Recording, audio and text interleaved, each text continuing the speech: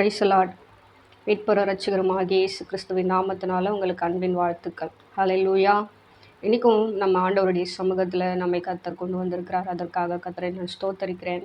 இன்றைக்கி தேவன் நமக்கு ஒரு முக்கியமான காரியத்தை கற்றுக் கொடுக்க போகிறார். என்னென்னா பாருங்கள், நம்முடைய பிதாவாகிய தேவன் இஸ்ரவேல் ஜனங்களுடைய வாழ்க்கையில் சீர்கேடான ஒரு வாழ்க்கையை என்ன பண்ணியிருந்தாங்க, வாழ்ந்துட்டு இருந்தாங்க இஸ்ரவேல் ஜனங்கள். அப்போது இவர் பிதாவாகிய தேவன் என்ன பண்ணுறாங்கன்னா பாருங்கள், அவருடைய சீர்கேடுகளை எல்லாம் குணமாக்கி அவர்களை என்ன பண்ணாராம், மறுபடியும் அவருடைய நிலைமைக்கு இல்லை மறுபடியும் அவர்களை சுகித்திருக்கும்படிக்காக என்ன பண்ணாங்க, அவங்கள மாற்றினாங்க. அவங்களுடைய வாழ்க்கை நிலை என்ன பண்ணாங்க, சீர்படுத்தினாங்க. அப்படின்றத நாம் என்ன பண்ணுறோம், வேத புத்தகத்தில் நாம் வாசிக்கிறோம்.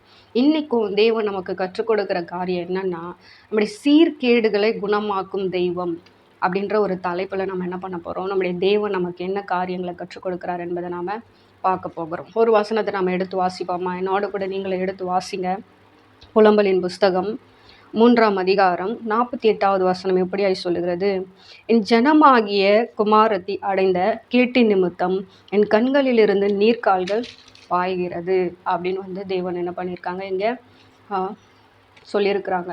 இன்றைக்கி ஒருவேளை இந்த வார்த்தை கேட்டுக்கொண்டு இருக்கிற தேவ பிள்ளைகளே, நம்ம கிறிஸ்துவ பிள்ளைகளாக இருந்தாலும் கூட, ஆண்டவர் அறிந்தவர்கள் அறியாதவர்கள் யாராக இருந்தாலும் கூட, ஒரு கிறிஸ்துவ வாழ்க்கையிலையும் சரி, நல்ல நம்மளுடைய தனிப்பட்ட வாழ்க்கையில் ஆவிக்குரிய ஜீவியத்தில் சீர்கேடான வாழ்க்கை நிலையில் நாம் என்ன பண்ணிட்டு இருக்கிறோம், வாழ்ந்துட்டு இருக்கிறோம். இதை தேவன் என்ன பண்ணுறாருன்னா, அவர் அருவருக்கிறார். நல்லா கவனிங்க. தேவன் இந்த உலகத்தில் மனுஷர்களை என்ன பண்ணாங்க, படைச்சாங்க. ஆனால் நல்லா கவனிங்க, அந்த மனுஷங்களை படைச்சதுனால ஆண்டவர் என்ன பண்ணாராம், துக்கப்பட்டாராம்.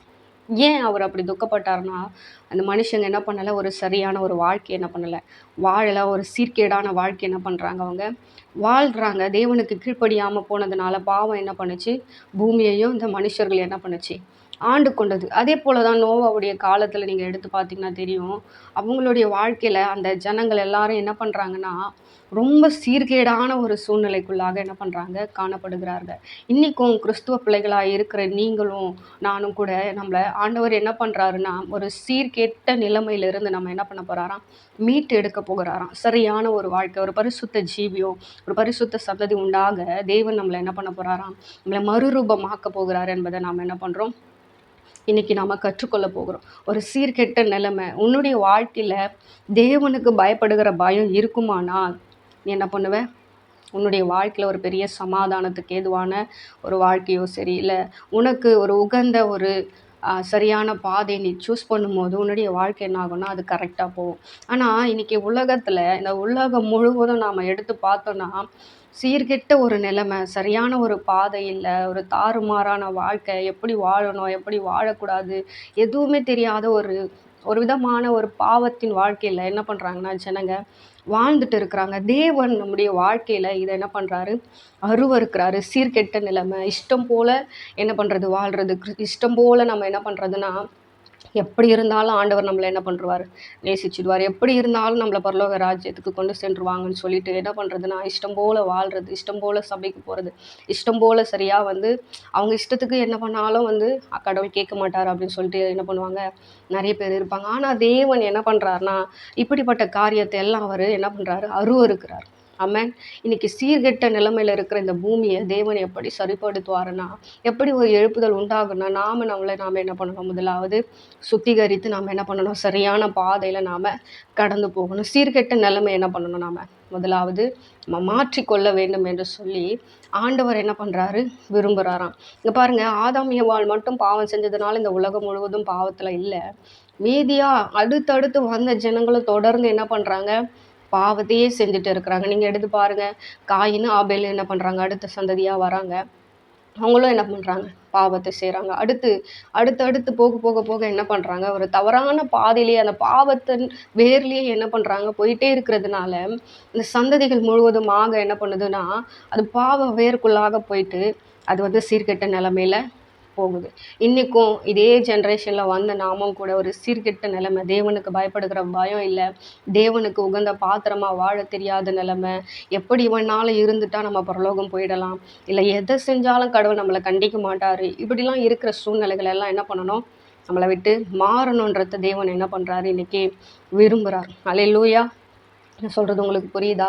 நீங்கள் என்ன பண்ணுங்கன்னா, இன்றைக்கி தேவன் கற்றுக் கொடுக்குற காரியம் உனக்கு தேவன் கொடுத்த பாதையில, தேவன் சொல்லிய அந்த கட்டளைகளுக்கு கீழ என்ன பண்ணணும்? நீ வாழணும் அப்படின்னு சொல்லிட்டு ஆண்டவர் என்ன பண்றாரு? விரும்புறாரு. நீங்க ஃபார் எக்ஸாம்பிள் பாருங்களேன், இஸ்ரவேல் ஜனங்கள ஆண்டவர் கானான் தேசத்துக்கு கொண்டு செல்றதுக்காக என்ன பண்றாரு? வாக்குத்தத்தம் பண்ணி அவங்கள கொண்டு வராங்க. ஆனா இந்த இஸ்ரவேல் ஜனங்களுக்கோ ஆண்டவருடைய வார்த்தையின்படி கீழ்ப்படிந்து நடக்க என்ன பண்ணல? விருப்பமே இல்ல. போற வழியில எல்லாம் என்ன பண்றாங்க? முறுமுறுக்குறாங்க. ஏதோ ஒரு காரியத்த சொல்லி நான் அங்கேயே இருந்திருக்கலாமே, நான் அப்படியே இருந்திருக்கலாமேன்னு சொல்லி என்ன பண்றாங்க? தங்களுடைய சீர்கெட்ட நிலைமையவே அவங்க என்ன பண்றாங்க? நெனச்சு அவங்க என்ன பண்றாங்கன்னா, அந்த வாழ்க்கையே அவங்க நெனச்சுட்டு இருக்கிறாங்க. ஆனா, இன்னைக்கு தேவன் என்னன்னா, அந்த ஜனங்களுடைய சீர்கேட்டை எல்லாம் மாத்தி, ஒரு பரம காணானான வாழ்க்கையில அவங்கள கொண்டு போவதற்கு தேவன் என்ன பண்ணாரு? அவர் விருப்பம் உள்ளவரா கொண்டு வந்தாரு. ஆனா, இந்த இஸ்ரவேல் ஜனங்களுக்கோ என்ன பண்ணல அது? சுத்தமா புடிக்கல. அது புரியவும் இல்ல. இன்னைக்கும் இது போல நாம கூட நம்ம நெறைய நேரத்துல நம்ம இஸ்ரவேல் ஜனங்கள நாம எக்ஸாம்பிளா எடுத்துப்போம். ஆனா, நம்மள ஒரு நாளும் நம்ம என்ன பண்ண மாட்டோம்? எக்ஸாம்பிளா எடுத்து வச்சு பேசவே மாட்டோம். இன்னைக்கு தேவன் நமக்கு கற்றுக் கொடுக்கிற காரியம் என்னன்னா இதுதான். சீர்கெட்டான நிலைமையெல்லாம் நான் என்ன பண்ண போறேன்? நான் மாற்ற விரும்புகிறேன். இப்படிப்பட்ட காரியங்கள நான் என்ன பண்றேன்? வெறுக்கிறேன். நீங்க நோவா கதைய நீங்க எடுத்து பாருங்களேன். நோவா என்ன பண்றாருன்னா, அந்த இடத்திலேயே அந்த சுத்தி இருக்கிற அந்த சரவுண்டிங்ல என்ன பண்றாங்கன்னா, அவங்க ஒரு விதமான ஒரு பீப்புள்ஸ்லாம் என்ன பண்றாங்க, அந்த இடத்துல வாழ்றாங்க. ஆனா, இவரு மட்டும் அந்த இடத்துல டிஃப்ரெண்ட்டா என்ன பண்றாரு? வாழ்ந்து காட்டுறாரு. தேவனுக்கு பயப்படுகிற பயத்தோடு கட்டளைகளுக்கு கீழ்ப்படிஞ்சு என்ன பண்றாரு? வாழ்ந்து காட்டுறாரு. இன்னைக்கு நாம எத்தனை பேர் அப்படி ஒரு சூழ்நிலையில நாம வாழ்றோம்? எத்தனை பேர் தேவனுக்கு பயப்படுகிற பயத்துல நாம இருக்கிறோம்? சொல்லுங்க பாப்போம். தேவன் இன்னைக்கு இந்த காரியங்களை எல்லாம் நமக்கு என்ன பண்றாருன்னா நினைப்பூட்டுகிறார். ஆமென். ஸோ சீர்கெட்டான நிலைமைகளை எல்லாம் மாற்றி நம்மை குணமாக்கி ஆண்டவர் என்ன பண்ண போறார்? நம்மள ஒரு சரியான நிலைமையில நம்மை கொண்டு வருவதற்கு தேவன் விருப்பமுள்ளவராய் இருக்கிறார். இன்னைக்கு இந்த வார்த்தை கேட்டுக்கொண்டு இருக்கிற தேவ பிள்ளைகளே, இந்த சீர்கெட்டான வாழ்க்கையில இருந்து நம்ம என்ன பண்ணணும்? நம்ம வெளியே வரணும். தேவனுடைய ராஜ்யத்துல ஒரு எழுப்புதலின் காலத்துல நம்ம வந்திருக்கிறபடினால நம்ம சீர்கேட்டுகளை விட்டு நம்ம என்ன பண்ணணும்?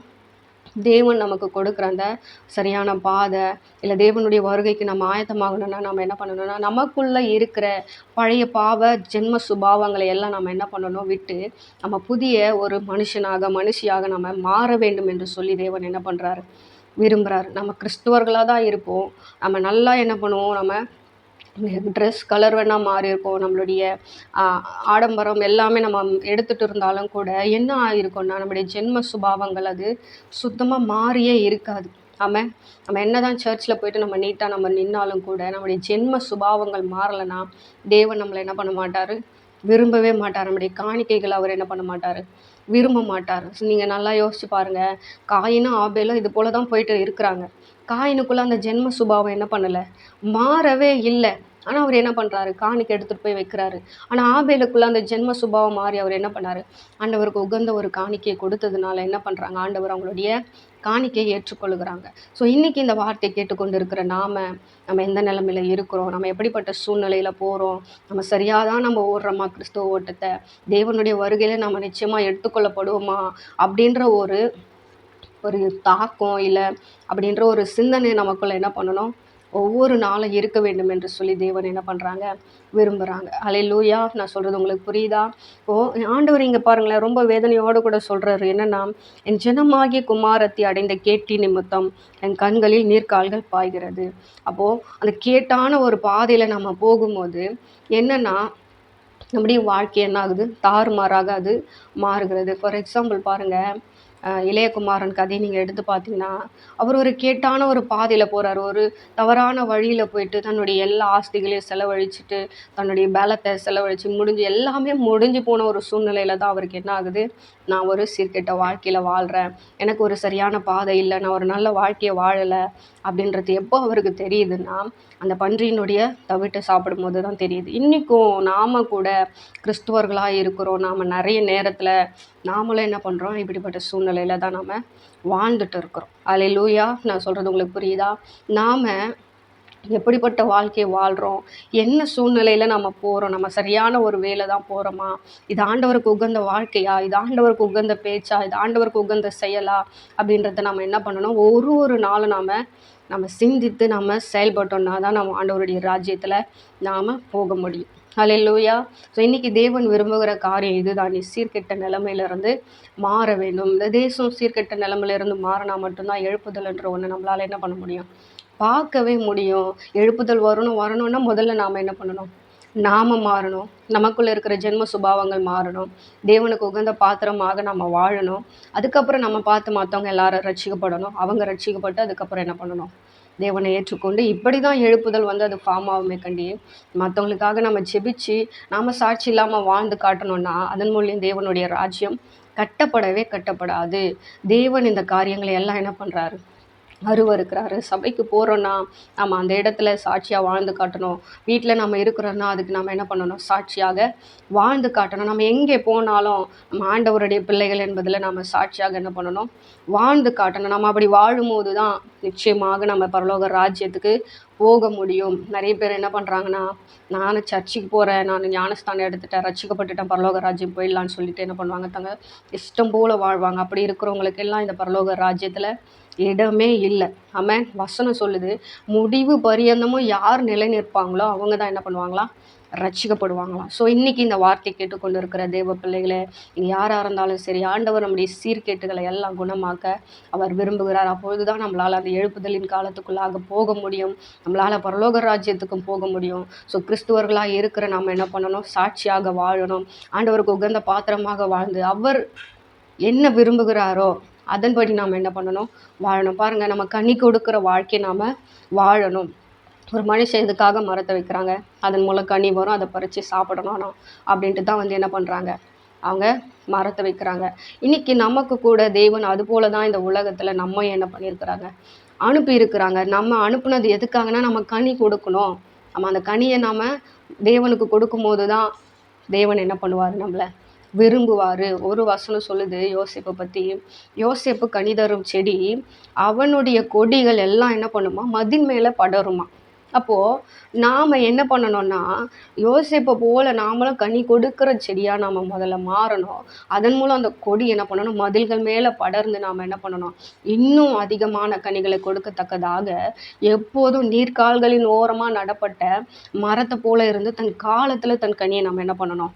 கொடுக்கணும். இப்போ ஆண்டவருடைய வருகை வரப்போகுதுன்னு வச்சுக்கோங்களேன். அப்போ போய் ஐயோ நான் தப்பு பண்ணிட்டேன், நான் சரியாக நான் வாழ்ந்துட்டு வரேன், நம்ம போய் சொல்ல முடியுமா? முடியாது இல்லையா? அப்போது நாம் நம்மளுக்கு கொடுக்கப்பட்ட நேரத்தில், நமக்கு கொடுக்கப்பட்ட வாழ்க்கையில், இந்த தருணத்திலேயே நாம் என்ன பண்ணணும்? மாறணும். அதான் வசனம் சொல்லுது, இன்றே ரட்சணிய நாள். இன்றைக்கி நம்ம மனம் திரும்பணும். இன்றைக்கி ஆண்டவருடைய வருகை இருக்குமானா நாம் பரலோக ராஜ்யத்துக்கு போவோமா என்பது நாம் உணர்ந்து ஒவ்வொரு நாளும் நாம் தேவனுக்கு உகந்த பாத்திரமாக என்ன பண்ணணும்? வாழ வேண்டும் என்று சொல்லி தேவன் என்ன பண்ணுறாரு? விரும்புகிறாரு. இந்த சீர்கேட்டான நிலைமையெல்லாம் மாறணும். நீங்கள் நிறைய குடும்பத்துலலாம் நீங்கள் போய் பார்த்தீங்கன்னு வச்சுக்கோங்களேன், கிறிஸ்டியன்ஸாக தான் இருப்பாங்க, சர்ச்சுக்கு போவாங்க, அந்த வார்த்தை அவங்களுக்குள்ளே வேர் கொண்டு அவங்களுக்குள்ள ஒரு மாற்றத்தையே கொடுக்கவே கொடுக்காது. குடும்பம் ஒரு சீரான நிலைமையில் இருக்கவே இருக்காது. அந்த பரம்பரையிலேயே அப்படியே ஒரு சீரான வாழ்க்கை என்ன பண்ணியிருக்க மாட்டாங்க, வாழ்ந்திருக்கவே மாட்டாங்க. அப்போது அந்த இடத்துல என்ன ஆகுது? ஒரு சீர்கேடு என்ன பண்ணுது? உண்டாகுது. இன்றைக்கும் தேவ பிள்ளைகளே, அந்த சந்ததியில் ஒரு சீர்கெட்ட நிலைமை இருக்குமானால் முழுவதுமாகவே அந்த சந்ததி சீர்கெட்ட ஒரு வாழ்க்கையை தான் வாழ்ந்துட்டு போகிறோம். அதில் ஒரு சீரான நிலைமை இருக்காது. அப்போ அந்த அந்த சந்ததி மூலம் எப்படி ஒரு பரிசுத்த சந்ததி உண்டாகும்? எப்படி ஒரு பரிசுத்தமான வாழ்க்கையை அந்த குடும்பத்தில் இருக்கிறவங்களும் சரி, அந்த பரம்பரையில் இருக்கிறவங்களும் சரி எப்படி வாழ்வாங்க? அப்போ தேவனுடைய ராஜ்யத்தில் எப்படி எடுத்துக்கொள்ளப்பட முடியும்? அப்போ ஒரு இனப்பெருக்கம் உண்டாகுதுன்னா அங்கே சீர்கெட்ட நிலைமை தானே உண்டாகும். அப்போ தேவன் இன்னைக்கு பிதாவாகிய தேவன் நமக்கு கற்றுக் கொடுக்குற காரியம் இதுதான். சீர்கேட்டை எல்லாம் குணமாக்க நான் என்ன பண்ணுறேன்? விரும்புகிறேன். இன்றைக்கும் என் அடைந்த கேட்டு நிமித்தம் என் கண்களில் நீர்க்கால்கள் ஓடுகிறது, என் தேசம் சீர்கெட்ட நிலைமையில் இருக்கிறது, ஜனங்கள் எல்லாம் மாற வேண்டும் என்று சொல்லி விரும்புகிறேன் என்று சொல்லி தேவன் என்ன பண்ணுறாங்கன்னா விரும்புகிறாங்க. ஸோ இன்றைக்கும் இந்த வார்த்தை கேட்டுக்கொண்டு இருக்கிற தேவ பிள்ளைகளே, தேவன் நம்முடைய சீர்கேட்டை எல்லாம் குணமாக்க விரும்புகிறார். நாமளும் விட்டு கொடுத்து இப்பொழுதே ரட்சணிய நாள் என்று சொல்லி நம்ம மனம் திரும்பி நம்ம சரியான பாதையில் நம்ம வாழ்வோம், சரியான ஓட்டத்தை ஓடுவோம். கர்த்தர் நம்மையும் நம்முடைய குடும்பத்தையும் ஆசீர்வதிப்பாராக. Thank you. God bless you.